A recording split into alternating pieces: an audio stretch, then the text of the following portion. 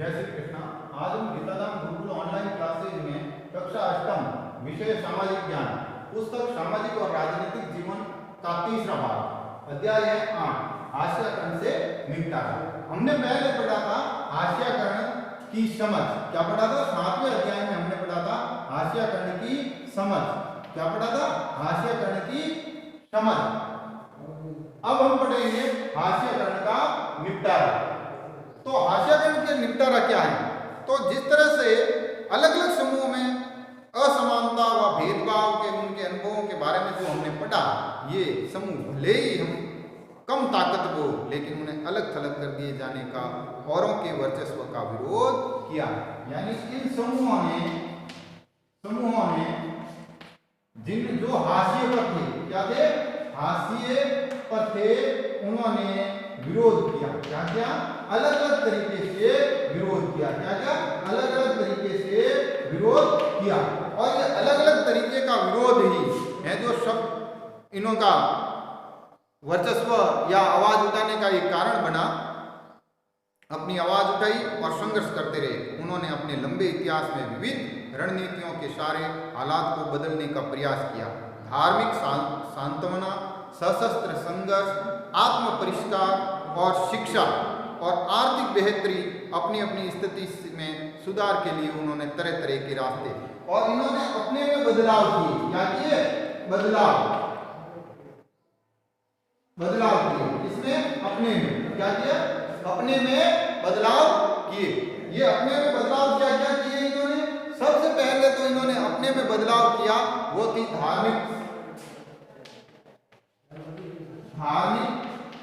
सांत्वना। दूसरा जो इन्होंने बदलाव किया था, वो बदलाव था सशस्त्र संघर्ष। क्या क्या? सशस्त्र संघर्ष। तीसरा जो बदलाव था वो था आत्म परिष्कार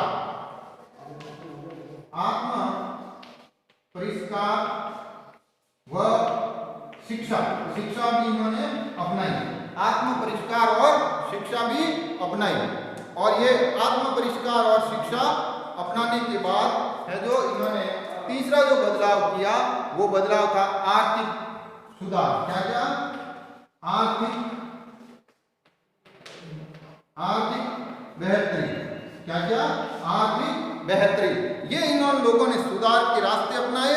और संघर्ष का कौन सा रास्ता चुना जाए, हर एक मामलों में इन्होंने हालात पर निर्भर करना है, जो इस हाशिए समुदाय कहते हैं। इन्होंने अपने हालात पर अलग अलग रूप से है जो समझे।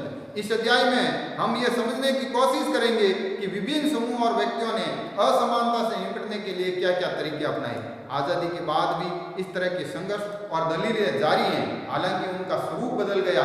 आज हमारे देश में आदिवासी, दलित, मुसलमान, औरतें और अन्य हाशियाई समूह ये दलील दे रहे हैं कि लोकतांत्रिक देश का नागरिक होने के नाते उन्हें भी बराबर का अधिकार है। और इनका ये जो सारा कुछ मैटर था, ये था बराबरी का दर्जा। क्या था? बराबरी का दर्जा। क्या था? बराबरी का दर्जा दिया जाए। इन सब बराबरी से दर्जे के लिए इन्होंने निरंतर अपने आप को कार्य किया। हम यह भी देखेंगे कि विभिन्न समूह को निरंतर शोषण से बचाने के लिए अधिकारों को कानूनों की शक्ल कैसे दी जाती है। यहाँ इस बात पर भी विचार करेंगे कि इन समूह को विकास का लाभ प्रदान करने के लिए सरकार की ओर से किस तरह से नीतिगत प्रयास हो। अब हम पढ़ेंगे मौलिक अधिकारों का उपयोग। मौलिक अधिकारों का उपयोग। मौलिक अधिकारों का उपयोग। मौलिक अधिकारों का उपयोग कैसे? जैसा हम पहले पढ़ चुके हैं कि संविधान में कई ऐसे सिद्धांत सूत्रबद्ध किए जो हमारे समाज और राज्य व्यवस्था को लोकतांत्रिक बनाते हैं।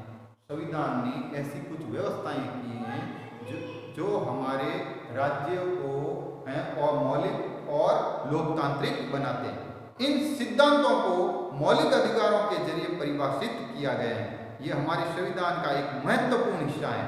ये अधिकतर अधिकार सभी भारतीयों को समान रूप से मिले। जो किसके हैं? नागरिकों को मिले हुए हैं। क्या है? नागरिकों को मिले हुए हैं। क्या है? मिले हुए हैं। नागरिकों को मिले हुए हैं। उन्होंने इस अधिकारों को दो तरह से इस्तेमाल किया। पहला, मौलिक अधिकारों पर जोर देकर उन्होंने सरकार को अपने साथ हुए अन्याय पर ध्यान देने के लिए मजबूर किया, और दूसरा, उन्होंने इस बात के लिए दबाव डाला कि सरकार इन कानूनों को लागू करे। कई बार हाशियाई तबकों में के संघर्ष की वजह से ही सरकार को मौलिक अधिकारों की भावना के अनुरूप कानून बनाने पड़ते हैं। अब है जो क्या है, सरकार ने मौलिक अधिकार बनाने के लिए कई बार इन समूहों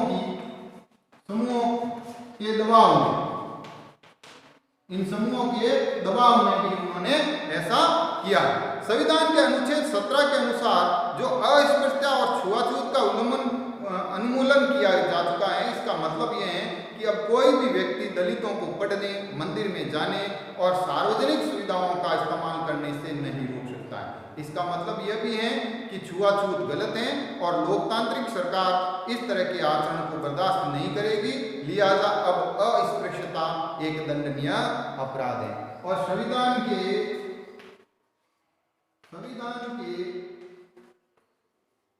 अनुच्छेद 17 के तहत अनुच्छेद 17 के तहत अस्पृश्यता, क्या?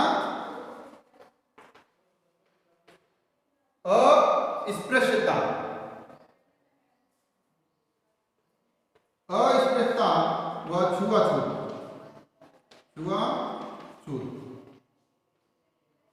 इसको अपराध माना गया है। और इसका संविधान में ऐसे ही दूसरे अनुच्छेद हैं जो अस्पृश्यता के खिलाफ हैं। उदाहरण के लिए संविधान के अनुच्छेद 15 में कहा गया है कि भारत के किसी भी नागरिक के साथ धर्म, नस्ल, जाति, जन्म स्थान के आधार पर भेदभाव नहीं किए।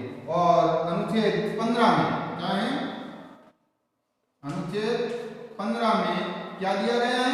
समानता का अधिकार। क्या? समानता का अधिकार दिया गया है कि किसी भी नागरिक के साथ किसी भी तरह का भेदभाव नहीं किया जाएगा। समानता के अधिकार का हनन होने पर दलित इस प्रावधान का सहारा लेते हैं। इसी तरह यदि दलितों को लगता है कि कोई व्यक्ति या समुदाय या सरकार उनके साथ सही बर्ताव नहीं कर रही है, तो वे मौलिक अधिकारों का सहारा ले सकते हैं। उन्होंने बार बार भारत सरकार का ध्यान संविधान की ओर आकर्षित भी करवाया है और इस बात पर जोर दिया है कि सरकार संविधान का पालन करने और उन्हें न्याय प्रदान करें। और दलितों ने बार बार क्या किया है?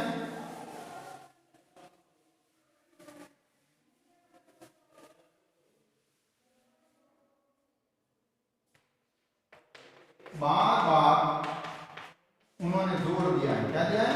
जोर दिया है कि उनके अधिकारों की रक्षा करें। क्या करें? रक्षा करें। किसने? दलितों ने। इन्होंने दलितों ने बार बार इस बात पर जोर दिया है, या जो हाशियाई तबके के साथ जो रह रहे हैं उन हाशियाई तबके के लोगों ने उन्होंने जोर दिया कि उनके अधिकार। इसी तरह मुसलमान तथा अल्पसंख्यक समुदायों ने संविधान में भी के दिए गए मौलिक अधिकारों का सहारा लिया। उन्होंने धर्म, सांस्कृतिक और शैक्षणिक अधिकारों की स्वतंत्रता पर जोर दिया। जहाँ तक सांस्कृतिक और शैक्षणिक अधिकारों का प्रश्न है, मुसलमान और पारसी आदि सांस्कृतिक धार्मिक समूहों को अपनी संस्कृति की सुरक्षा का अधिकार मिला हुआ है। इस तरह विभिन्न प्रकार के सांस्कृतिक अधिकारों की व्यवस्था करके संविधान ने ऐसे समूह को सांस्कृतिक न्याय देने का प्रयास किया है। इसका उद्देश्य यह है कि इन समूहों की संस्कृति पर न तो बहुसंख्यक समुदाय की संस्कृति का वर्चस्व हो सकता है और न ही वह नष्ट हो सकती है। कल हम पढ़ेंगे कि हाशियाई तबकों के लिए क्या क्या कानून बनाए गए हैं। धन्यवाद।